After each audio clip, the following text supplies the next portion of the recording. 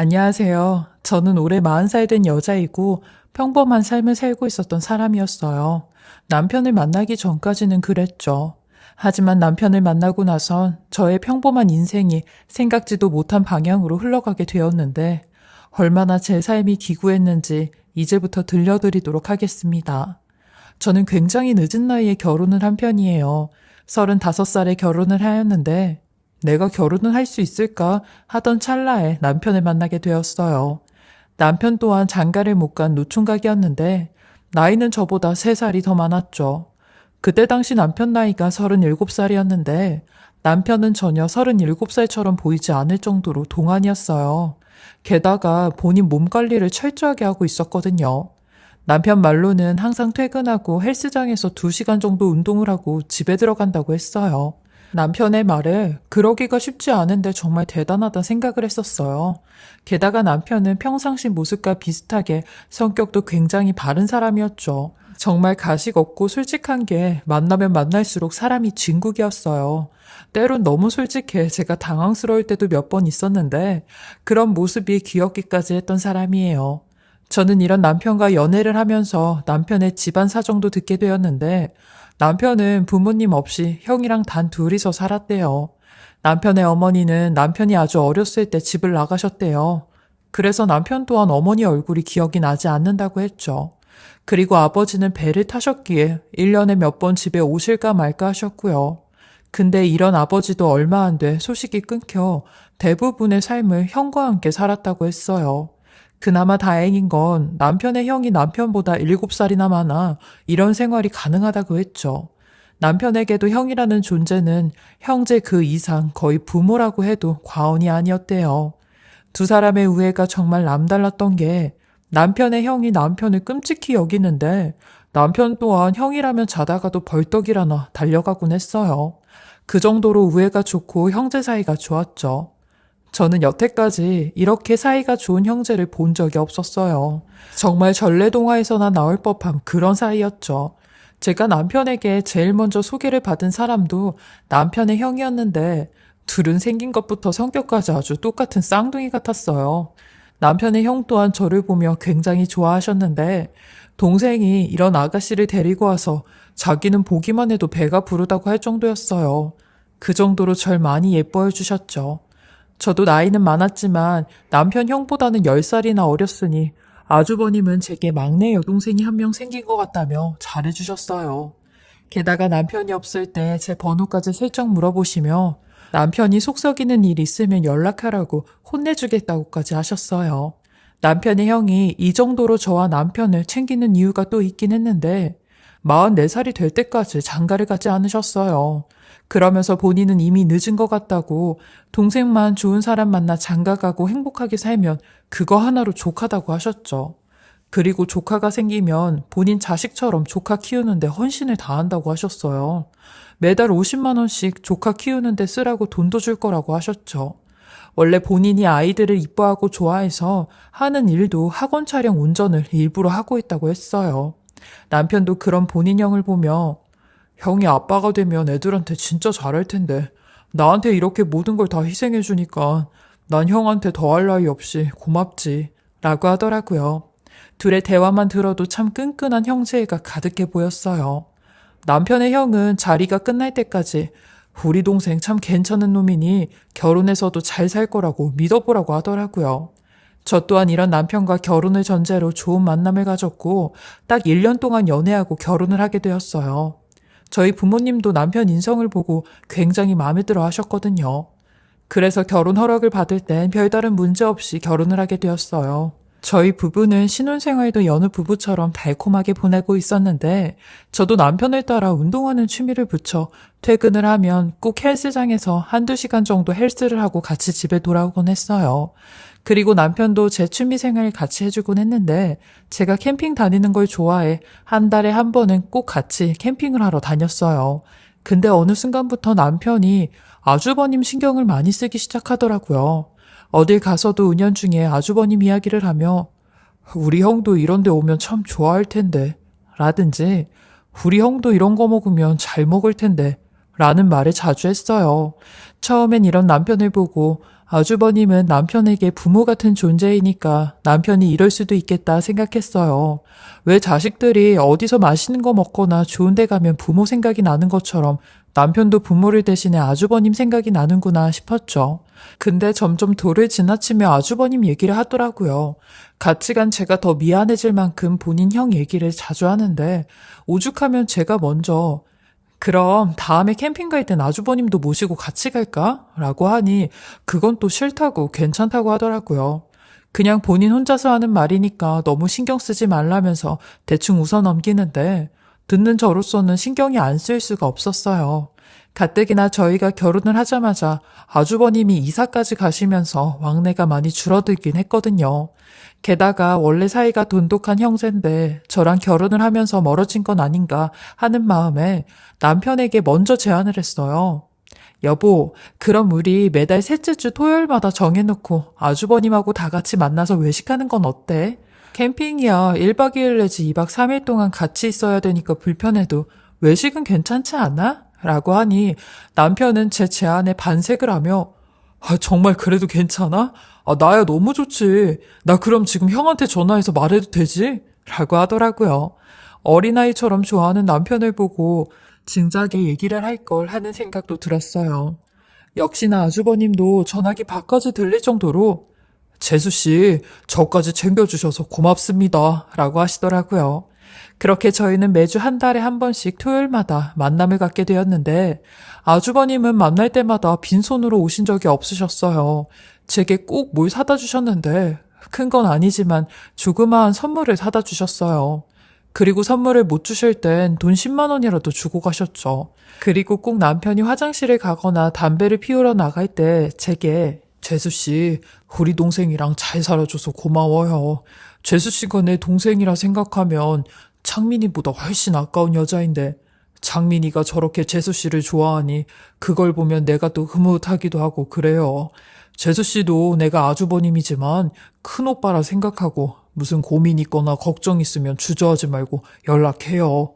라고 하셨는데 이런 말씀까지 해주시며 저를 챙겨주시는 게 참 감사했어요.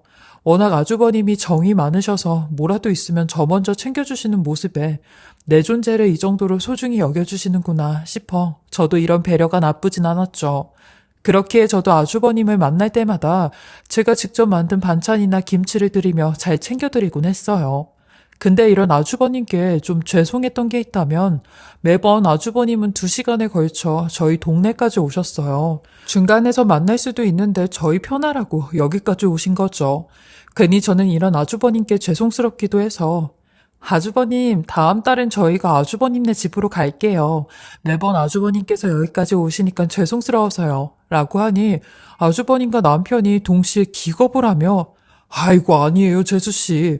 혼자인 제가 오면 되지 뭘 둘이 오려고 해요. 하니 남편도 그래 자기야 형 보고 오라고 하면 되지 뭘 우리가 형네 집까지 가. 그리고 장가 못 간 노총각 남자 집에 가는 것도 그것도 실례야. 그치 형? 이라고 하며 둘 다 손을 절레절레 흔들더라고요. 그 모습에 속으로 집에 뭐 여자라도 숨겨놨나 저렇게까지 질색을 하니 싶었죠. 근데 이런 저의 의심은 현실로 다가오게 되었어요. 어느 날 제가 일찍 회사에 출근을 하게 되어 남편을 깨우고 남편이 다시 잠에 들까봐 얼른 화장실에 들어가라고 하며 남편이 씻으러 들어가는 것까지 보고 나왔는데 밖에 나오니 비가 한두 방울씩 막 쏟아지기 시작했어요. 그래서 다시 우산을 가지러 집으로 들어갔죠. 역시나 남편은 화장실에서 씻고 있었고 제가 온지도 모르게 콧노래까지 흥얼거리더라고요. 그리고 집을 나서려고 하는데 식탁에서 웬 전화벨 소리가 울려대기 시작하는 겁니다. 저는 남편한테 급한 전화가 오나 보다 싶어서 식탁으로 갔는데 식탁 위엔 제가 처음 보는 낯선 핸드폰이 하나 놓여져 있는 겁니다. 그리고 핸드폰 화면을 보니 우리 형이라고 쓰여져 있었고요. 제가 핸드폰 화면을 보고 있는데 화장실 안에서 물소리가 멈췄고 전화벨 소리를 들은 남편이 나오는 것 같았어요. 그리고 저도 모르게 방 안으로 몸을 숨겼죠. 그리곤 바로 남편이 밖으로 나와 전화를 받는데 손에 물이 묻었는지 스피커폰으로 통화를 하더라고요. 그렇게 저는 이 두 사람의 전화 통화를 듣게 되었는데 아주버님은 전화를 받은 남편에게 다짜고짜 소리를 치며 장민아, 지금 주아 상태가 또 다시 안 좋아져서 지금 병원에 가고 있어. 거의 혼수 상태로 가고 있는데 이러다 네 딸 주아 잘못 얘기라도 하면 어떡하냐. 나 지금 손발이 다 떨리고 미치겠다. 어떡하냐 창민아. 라고 하는 겁니다. 네 딸 주아 라는 말에 맥이 풀려 그 자리에 주저앉고 말았어요. 그러니 남편도 한동안 말이 없더니 형, 어떡해? 주아 진짜 잘못되는 거 아니야? 나 어떡하면 좋아. 우리 딸 태어난 지 얼마 되지도 않아서 세상빛도 못 보고 어떡하면 좋아. 나 대신 내 딸이 벌 받고 있나 봐, 형. 이라며 울음 섞인 말로 통화를 하는데 저는 그 통화 소리를 듣자마자 방문을 부서져라 열어 제꼈고 당신 지금 이게 다 무슨 소리야?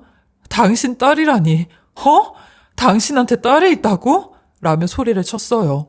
그러니 남편 또한 제 모습에 소스라치게 놀라며 허둥지둥 전화를 끊어버리는데 남편은 입을 다물지 못하며 당황한 얼굴로 여보, 아니 당신이 어떻게 라고 하는데 전 그런 남편에게 딸이라니 그게 뭔 소리야? 지금 아주버님이 당신한테 뭔 소리 하시는 거냐고 라며 남편 손에 들고 있던 핸드폰을 빼서 아주버님한테 다시 전화를 걸었어요. 그러니 아주버님이 전화를 받으시곤 장민이니? 설마 재수씨 집에 계셨어? 라고 하는데 그 말에 아주버님 저예요. 저 지금 미치기 일보 직전이니까 바른 대로 말해주세요. 남편한테 딸이 있다고요? 라고 소리를 쳤어요. 그러니 한동안 묵묵부답이었던 아주버님이 죄송합니다 재수씨. 정말 죄송합니다. 다 제가 창민이한테 거짓말하라고 시킨 거예요. 우리 동생은 아무 잘못 없어요, 재수씨. 라고 하는데 전 그 말을 듣자마자 전화를 끊었고 미친 사람처럼 집을 빠져나왔어요. 남편은 그런 절 붙잡으며 내 얘기 좀 들어봐 라고 하는데 전 그런 남편의 손을 있는 대로 뿌리치고 집 밖으로 나왔고 화장이 다 번지게 울며 밖으로 뛰쳐나왔어요. 그러니 곧이어 남편도 옷을 갈아입고 절 따라 나오더라고요. 남편은 절 쫓아오며 제 이름을 불러댔고 저는 그런 남편의 부름에도 무시하며 앞만 보고 뛰어나왔어요. 남편에게 배신을 당했다는 사실에 남편과 마주하는 것조차 끔찍했거든요. 그렇게 전 사거리 신호등이 거의 끊기기 직전에 횡단보도를 건넜고 전 당연히 남편이 횡단보도를 건너지 않았을 거라 생각했는데 곧이어 몇 초간의 자동차 경적 소리가 들리더니 사람들의 비명 소리가 들리기 시작했어요. 그리고 남편의 부름이 멈추게 되었죠. 저는 이 모든 소리에 그 자리에서 얼음이 되어버렸고 불길한 느낌으로 뒤를 돌아봤을 땐 그 자리에 주저앉고 말았어요. 남편이 도로 한복판에 차가운 비를 맞으며 쓰러져 있는 겁니다. 그 모습에 저도 기어가다시피 남편을 부르며 달려갔지만 이미 남편은 제 목소리에도 반응이 없었고 축 늘어져선 가만히 눈만 감고 있더라고요. 그렇게 남편은 시민들의 신고로 응급실로 실려갔지만 딱 일주일 만에 눈을 감게 되었어요. 저는 제게 일어난 이 모든 일로 말로 형용할 수 없을 만큼 충격을 받았고 심적으로 죄책감까지 들었어요. 정말 평온하고 평화롭던 저희 부부에게 이런 일이 생기다니 믿을 수가 없었죠.